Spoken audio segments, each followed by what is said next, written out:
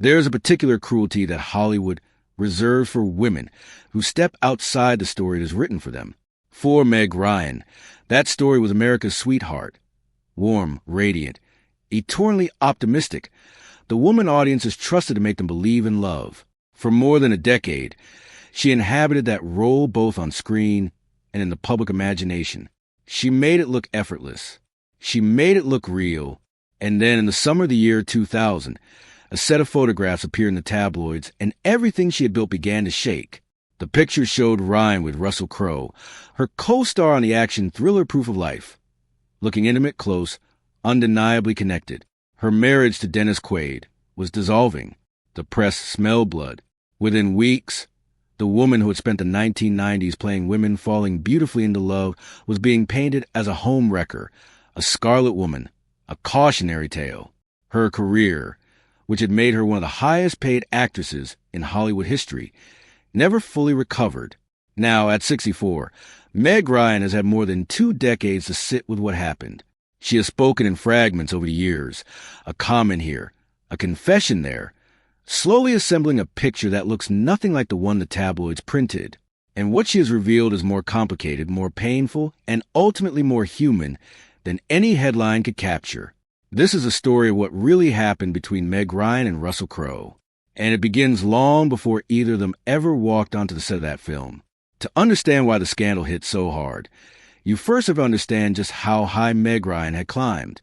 Born Margaret Mary Emily and Hira on November 19, 1961, in Fairfield, Connecticut, she was not destined for Hollywood in any obvious way. Her father, Harry Hira, was a mathematics teacher. Her mother, Susan Jordan, had worked briefly as an actress before becoming an English teacher herself. There was creative blood in the family, but not the burning ambition that typically propels someone towards stardom. Ryan studied first at the University of Connecticut, then transferred to New York University, intending to pursue journalism. She drifted into acting almost by accident, taking on small roles to help pay tuition. The work suited her in ways she had not anticipated.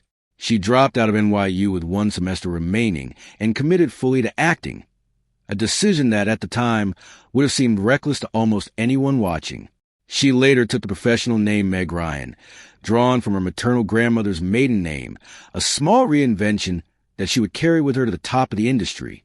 Her early work included a stint on the CBS daytime soap opera As the World Turns, where she played Betsy Stewart Montgomery from 1982 to 1984. Soap operas were and remain one of the most demanding training grounds in the entertainment industry. Actors must memorize enormous volumes of dialogue, often with minimal rehearsal, and deliver emotionally convincing performances under significant time pressure. Ryan absorbed those lessons quickly. She was ready for something larger. That something arrived in 1986 with Top Gun, the Jerry Bruckheimer-produced action spectacle starring Tom Cruise. Ryan's role, Carol Bradshaw, the wife of Goose, was modest in size but substantial in impact. The film was a cultural earthquake, and audiences who saw it remember the actors in it. Directors noticed her natural ease on camera, her ability to register genuine emotion without apparent effort. She was filed away as someone to watch. 3 years later, she became someone impossible to ignore. When Harry Met Sally, directed by Rob Reiner and written by Nora Ephron, was released in 1989 and immediately entered the cultural conversation in a way that few films do. Ryan played Sally Albright, a meticulous, self-possessed young woman navigating friendship, love, and the complicated territory between the two. The performance was precise and layered, funny in a way that real people are funny, not in the way that characters in movies often pretend to be. She received a Golden Globe nomination. More importantly, she received the public's trust. What followed was one of the most sustained commercial runs in the history of Hollywood romantic comedy. Sleepless in Seattle in 1993, French Kiss in 1995. You Got Mail in 1998. These films grossed hundreds of millions of dollars combined. She worked twice with Tom Hanks, and their chemistry became a shorthand for something reliable and warm. When audiences want to feel good, they want to see Meg Ryan. That was not an accident. It was a result of genuine talent, careful professional choices, and a quality that cannot be manufactured. The feeling that the woman on screen was, somehow, honest. She was not merely a romantic comedy actress, either. In 1994, she starred in When a Man Loves a Woman, playing an alcoholic guidance counselor in a performance that earned her a Screen Actors Guild Award nomination. In Courage Under Fire in 1996, she played a military officer under investigation after a combat incident.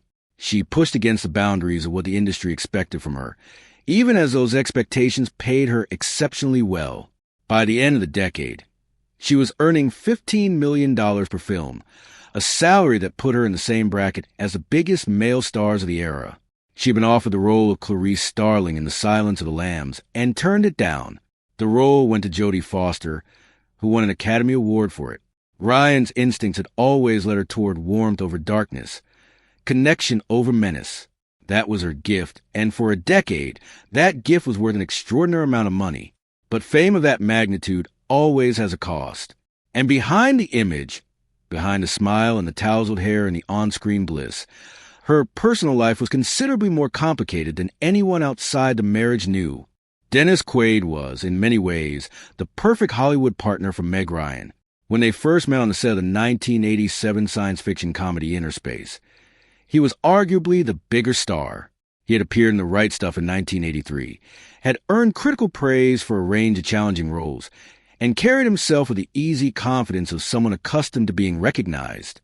When something clicked between them during the filming of their next collaboration, the 1988 thriller DOA, it seemed natural. Two movie stars falling in love on a movie set. The story practically told itself. They announced plans to wed in 1990, and then those plans were interrupted by a confession. Quaid came to Ryan and admitted that he had been struggling with cocaine addiction and had been using heavily without her knowledge. He told her the truth, checked himself into rehabilitation, and got clean. It would have been entirely understandable if Ryan had walked away. Instead, she stayed. They married on Valentine's Day in 1991. The symbolism of that date was not lost on anyone. Their son, Jack Henry Quaid, was born the following year, on April 24th, 1992. Jack would eventually forge his own path in Hollywood, earning recognition for his work in the Hunger Games franchise and the television series The Boys. But in 1992, he was simply a baby, born to two people who were trying to hold a life together. What the public did not know, and what Ryan would not speak about directly for years, was that the marriage was struggling almost from the start. There was the addiction and the shadow it cast. There was the matter of fame. Specifically, the way Ryan's fame was accelerating while Quaid's was not. She was starring in blockbuster after blockbuster. He was working consistently, but not at the same altitude. In a 2018 television interview, Quaid reflected honestly on what that disparity had felt like. He recalled walking the streets of New York with Ryan and hearing people call out her name from across the road. He admitted that he had felt himself disappear. He described that feeling as small, called it a growth opportunity, and acknowledged that at the time it was simply painful.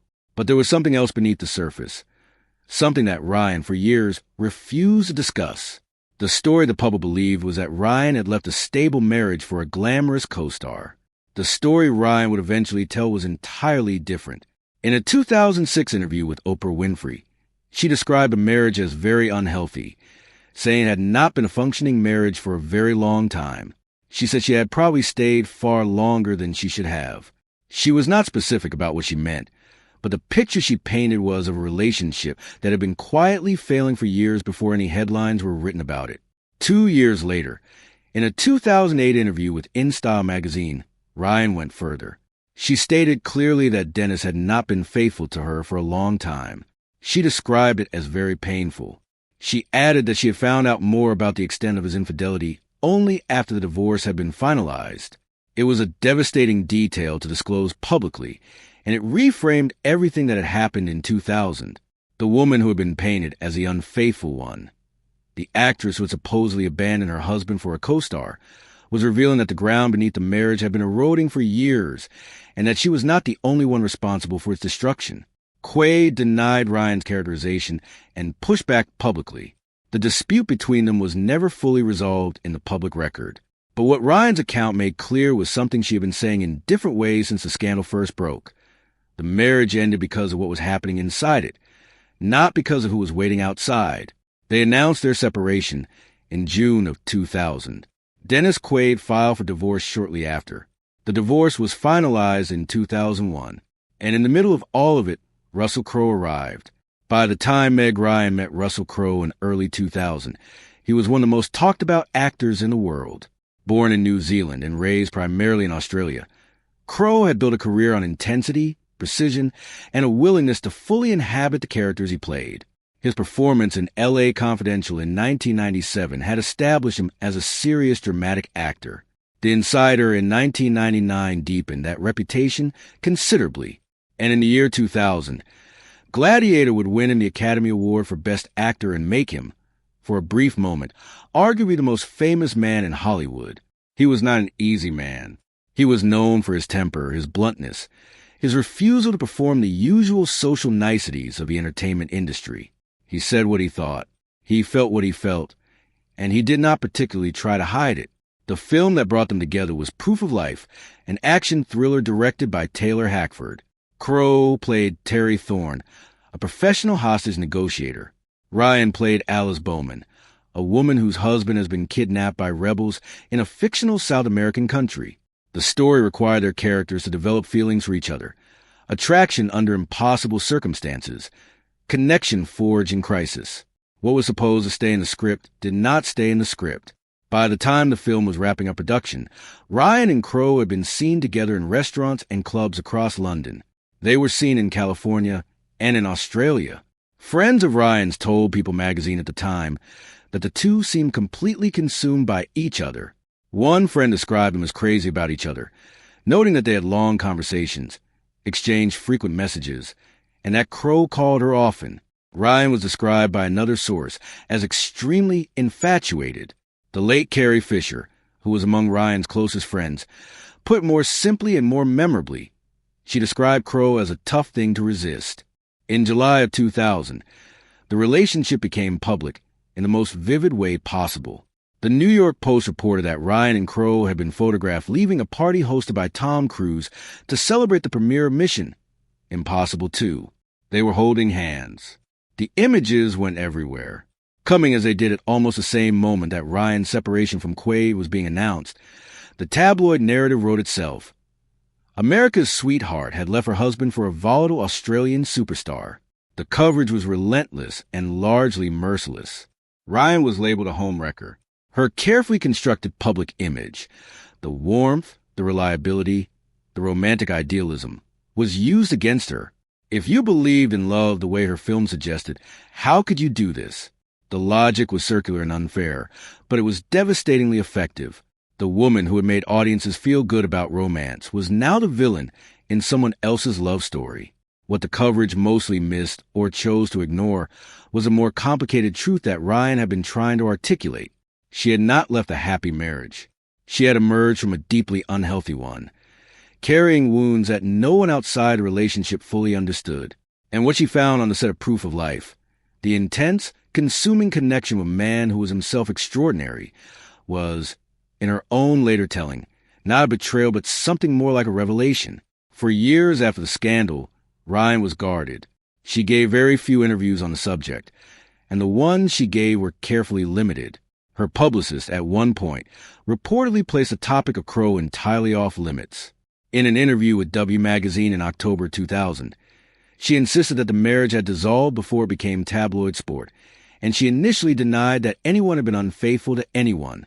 Those early statements would later seem inconsistent with what she would say in the years that followed, when more distance had given her both perspective and, perhaps, less to protect. The first significant shift came in 2006, during her appearance on Oprah Winfrey's program. Ryan was no longer the embattled actress, defending her choices in real time. She was a woman looking back on something that had happened years earlier, and she spoke with considerably more candor. She told Oprah that she was very sad about the way things had come apart, but she was firm about one point. The end of the marriage had nothing to do with another man. She said she did not leave the marriage for Russell Crowe. She said she left the marriage. She described what she and Quaid had not been able to sustain between them, and she acknowledged that the tabloid framing, 3 celebrity names, 1 convenient scandal, had made it nearly impossible for the more complicated truth to get any oxygen. Then came the 2008 InStyle interview, which was the most direct she had been up to that point. It was in that interview that she named, for the first time, Quade's infidelity. She described finding out the full extent of it only after the divorce was done. She was explicit that the story the public had been given, the story in which she was a cheater and Quade was the wrong party, was missing essential context. The reality of the marriage over those 9 years was far from the picture that had been presented. And then there was the matter of Russell Crowe himself, and what she said about their relationship and its ending. In that same interview, Ryan described the experience of being with Crowe and then leaving him with striking frankness. She said she was a mess at the time.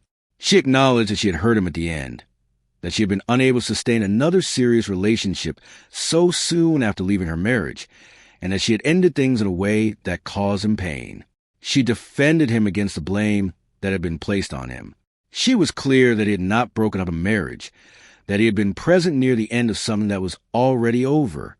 She said he had taken a big hit for something that was not his fault. Crowe, for his part, has been consistently generous when asked about Ryan in the years since.